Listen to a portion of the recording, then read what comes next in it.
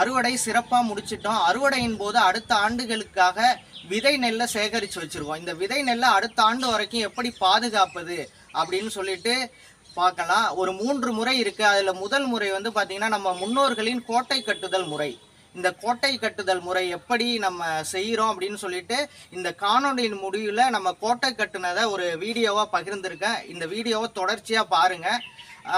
இப்போ வந்து முதல் படியாக வந்து பார்த்திங்கன்னா விதை நெல்லை நல்லா 16% மார்ச்சரில் காய வச்சுக்கணும். காய வைத்த விதை நெல்களை இப்போ வந்து பார்த்திங்கன்னா எந்த விதை நெல்லை நம்ம கோட்டை கட்டுறோமோ அதே வைக்கோலை ஒரு வைக்கோல் பிரி மாதிரி சுருட்டிக்கிட்டு அந்த காதை வைத்த விதை நெல்களை அது உள்ளே ஃபுல் பண்ணிடணும். ஃபுல் பண்ணோன்னே இந்த நெல் வந்து எந்த நிலத்தில் விளைந்ததோ அதே மண்ணை எடுத்துகிட்டு வந்து நல்லா சேறு பதத்தில் நல்லா குழப்பி அடுத்த ஒரு கட்ட பூச்சா இந்த வைக்கோல் மேலே அந்த சேற்றை பூசணும். அதுக்கப்புறம் வந்து பார்த்திங்கன்னா நாற்று மாற்று சாணத்தில் அதை வச்சு மொழுகிடணும். அந்த கோட்டையை ஒரு பால் ஷேப்புக்கு அது வந்துடும். அதை நல்லா மொழுகி ஒரு டிஸ்டர்பன்ஸ் இல்லாத இடத்துல கொண்டுட்டு போய் அந்த கோட்டை கட்டினதை நம்ம ஸ்டோரேஜ் பண்ணிடணும். அடுத்த ஆண்டு விதை விடுறதுக்கு ஒரு 15 நாளுக்கு முன்னாடி இந்த கோட்டையை நம்ம பிரித்து அந்த விதை நெல்களை அந்தி வெயில்லையோ மாலை வெயில்லையோ ஒரு 15 நிமிஷம் காய வச்சு நம்ம விதைக்கு தயார் பண்ணிடலாம். விதை தயாராக ஆகிடும்.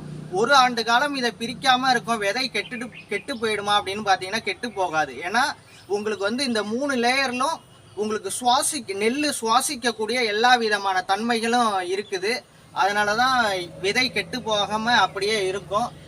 இந்த கோட்டை கட்டுதல் ஏன் அதே நெல்லோட வைக்கோல்லையே பயன்படுத்தணுங்கிறீங்க அப்படின்னு கேட்டிங்கன்னா, வேற ஒரு நெல் ரகத்தோட வைக்கோலை இதில் பயன்படுத்தும் போது அந்த நெல்களோட 1-2 நெல்கள் அந்த வைக்கோலில் இருக்கலாம். அது இந்த நெல்களுக்கு அது பரவி ஒட்டாகிறதுக்கு அதிக வாய்ப்பு இருக்குது. அதனால தான் நம்ம அதே நெல்களோட வைக்கோலையே நம்ம பயன்படுத்தணும் அப்படின்னு சொல்லிட்டு சொல்கிறோம். இதுதான் கோட்டை கட்டுதல் முறை. இந்த கோட்டை கட்டுதல் முறை இப்போ பரவலாக அதிக பேர் பின்பற்றல. ஒரு 100ல் ஒரு 5-10 பேர் தான் இந்த கோட்டை கட்டுதல் முறையில் நெல்லை பாதுகாக்கிறாங்க. இதே மாதிரி நெல்லை பாதுகாக்கும் போது எந்த விதமான தன்மைகளும் கெட்டு போகாமல் அந்த முளைப்பு திறன் அப்படியே இருக்கும். கோட்டை கட்டுதல் முறை எப்படி நடைமுறைப்படுத்துகிறோம் அப்படின்னு சொல்லிட்டு ஒரு காணொலி பகிர்ந்திருக்கேன். அப்படியே பின்தொடர்.